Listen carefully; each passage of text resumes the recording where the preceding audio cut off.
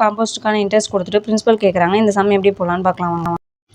இப்போ இந்த கொஷினில் கொடுத்த இன்ஃபர்மேஷன் படி சிஐ மைனஸ் எஸ்ஐ அப்படிங்கிறது பார்த்தீங்கன்னா 1334.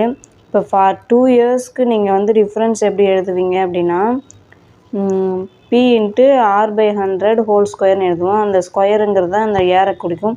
இதுவே 3 இயர்ஸ்க்கு அப்படின்னா B into r/100 whole square இது கூட ஒன்று ஆட் ஆகும். எப்படின்னா 3 + r/100 அப்படின்ட்டு வரும். இதில் தான் நம்ம ஆன்சர் இந்த வேல்யூஸை அப்ளை பண்ணி போட போகிறோம்.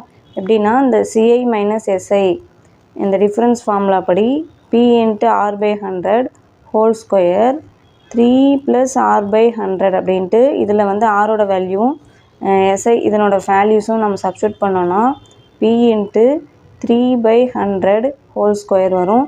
இங்கே 3 + 15/100 இங்கே 15 தான் வரும். ஆக்சுவலி 15 தானே, 15 வேல்யூ வரும். 15 தான் நமக்கு ஆரோட வேல்யூ. ஆறு அவங்க கொடுத்தது 15% தான் கொஷினில் கொடுத்துருக்காங்க.